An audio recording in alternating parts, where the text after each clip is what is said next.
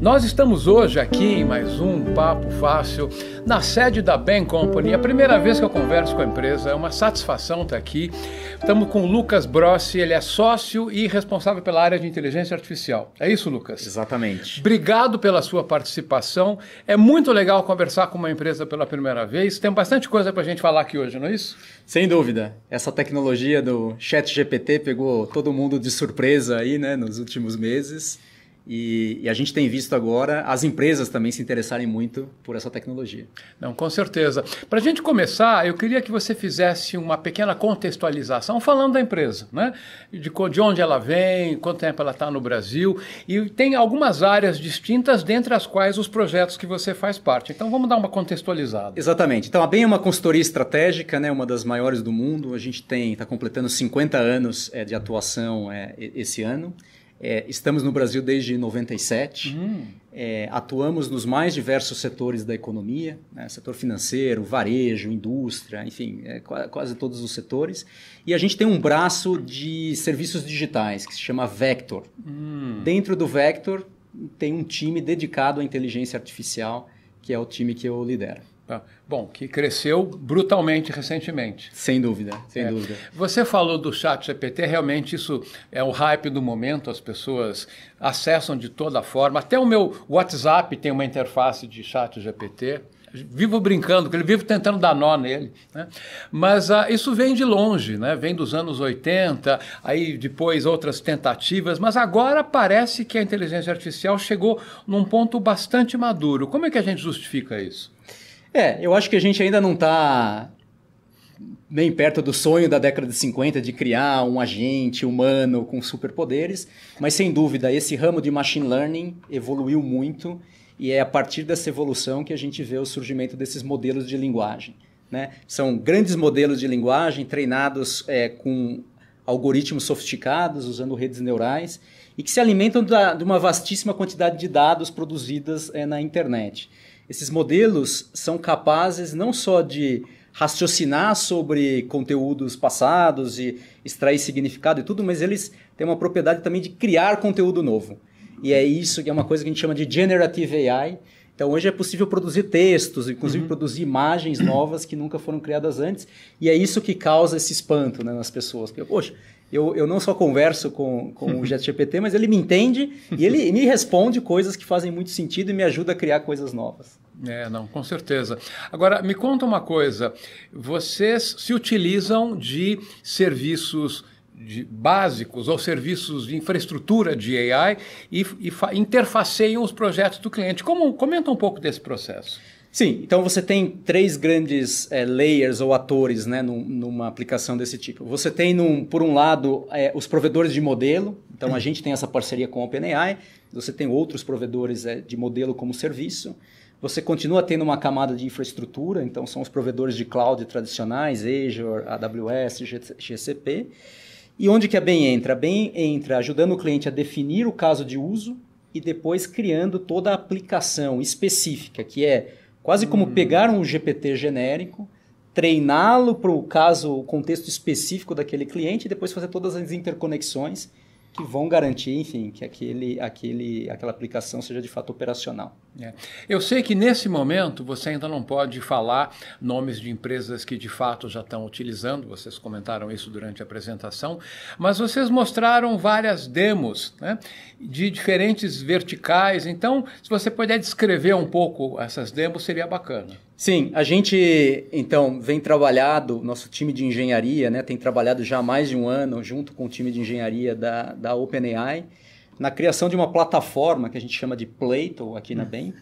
E essa plataforma permite que a gente crie demos de forma muito rápida, né? Em 2, 3 semanas a gente consegue criar uma demo. Então a gente tem hoje mais de 30 demos em temas como a gente simula, por exemplo, como seria um atendimento a um cliente bancário via chatbot. Eu posso consultar o meu saldo, fazer perguntas sobre o meu histórico de compras, pedir recomendações de produtos, como cartão de crédito. A gente tem demos que simulam o que a gente imagina vai ser um e-commerce mais conversacional. Então, aonde eu posso pedir, por exemplo, uma compra de supermercado, pedir que o chat me recomende produtos para o meu churrasco que eu vou dar no final de semana, e ele consegue me dizer os produtos, as quantidades, e aí eu posso adicionar coisas no carrinho, tirar coisas do carrinho. Você disse que é para 10 pessoas, ele até tem essa capacidade. Ele diz, aí eu posso dizer, não, tem um amigo que bebe, um amigo que não bebe, ele recomenda a quantidade de cerveja correta. Enfim, eu posso fazer toda a experiência de compra, sem ter que, como é hoje em dia, né, clicar, colocar no carrinho, tirar, tal. Eu faço tudo isso via voz ou via texto. A gente tem demos interessantes também para o setor de seguros, onde a partir de um áudio, uma ligação telefônica de um cliente registrando, por exemplo, uma batida de carro, a gente consegue transcrever aquela ligação para texto e extrair do texto uma série de informações sobre o que aconteceu, de quem foi a culpa, qual era a placa dos carros envolvidos, etc., agilizando em muito o processo de atendimento de sinistro. Eu vi, da transcrição do texto preenche o formulário, né, para só realmente ter que digitar aquilo que não foi falado na conversa. E olha que loucura, né? Hoje a maioria das empresas grava, né, os atendimentos aos clientes, mas tem muita dificuldade em usar aquela informação, porque a menos que você tenha alguém ouvindo ou lendo a descrição de texto e capturando, você não faz nada com aquela informação, né? Então, acho que um dos ganhos dessa tecnologia é também poder acessar mais dados não estruturados e tirar deles informações úteis, de fato. Bom, você falou de reconhecimento de fala. Essa é uma tecnologia que há décadas eu estou querendo usar. A gente dá alguns passos, tropeça muito. Até mesmo, vou falar, eu uso razoavelmente o Ditar do Microsoft Word. Ele faz um serviço até que razoável, mas ainda tropeça bastante. Mas é que não tem toda essa inteligência por trás. E além disso, você dá para em cima de um texto que foi falado, transcrever e tirar a conclusão. É isso que você está contando. Isso. E tem uma coisa interessante que é, primeiro assim, o Whisper, que é o produto de speech to text da OpenAI, ele já tem níveis de acuracidade muito maiores do que as soluções anteriores, mas ele também não é perfeito. Agora, uma coisa que a gente, internamente aqui brincando, a gente aprendeu é que você pode, por exemplo, pegar uma transcrição de áudio feita pelo Whisper, ela vai estar 90% correta, mas vai ter ainda eventualmente ruídos de fundo que ele não captou muito bem. E aí você pede para o GPT olhar aquele texto. O que o GPT vai falar? Ele vai entender o contexto da conversa e ele vai falar que aqui não faz sentido. E ele troca aquele pedaço por alguma coisa que provavelmente a pessoa teria dito, mesmo que o áudio não tenha capturado. Então, essa combinação do Whisper com o GPT para revisar a transcrição é muito poderosa, aí a gente chega em índices de acuracidade muito altos. Você falou de evolução no uso de e-commerce, você citou o exemplo do mercado, mas eu acabei de ver com vocês aqui um exemplo de farmácia, né? Farmácia, onde eu posso começar a conversa dizendo, por exemplo, estou com dor de cabeça, ele me faz as recomendações de produto, eu consigo adicionar produtos no carrinho, retirar produtos do carrinho, finalizar a compra, ele me diz se eu quero entregar na minha casa, se eu quero buscar em alguma loja, qual a loja mais próxima, assim por diante. É de fato uma revolução. Acho que a gente, assim como o smartphone, né, mudou a forma de a gente interagir com as lojas, comprar coisas, eu acho que a gente está diante de uma nova revolução com o GPT. Dizem que santo de casa não faz milagre, mas você também mostrou um exemplo na área jurídica para contratos que vocês estão usando, né? Sim, a BEM tem uma série de iniciativas internas também, né, para usar o OpenAI aqui dentro, nas nossas atividades. Uma das coisas que a gente está fazendo com o nosso time jurídico é um redator e revisor de contratos. Então, a gente treinou esse modelo com uma série de contratos padrão da BEM e regras. E ele é capaz, então, por exemplo, eu vou assinar um NDA com uma empresa, eu posso dizer, me gere um NDA onde as partes são essas, onde eu quero especialmente me proteger desses riscos, ele gera uma primeira versão do contrato. Ele também funciona na medida que eu recebo um contrato de um terceiro, eu alimento, eu carrego aquele contrato na minha ferramenta, ele conhece os meus padrões e ele faz uma primeira revisão, dizendo, essa cláusula acho que a gente não deveria aceitar, essa aqui troca esse parágrafo, adiciona esse texto. Enfim, o que um advogado normalmente demoraria algumas horas para ler, anotar, comentar, ele já faz uma primeira revisão que já está pronta lá para um advogado mais sênior olhar e aprovar. Com certeza.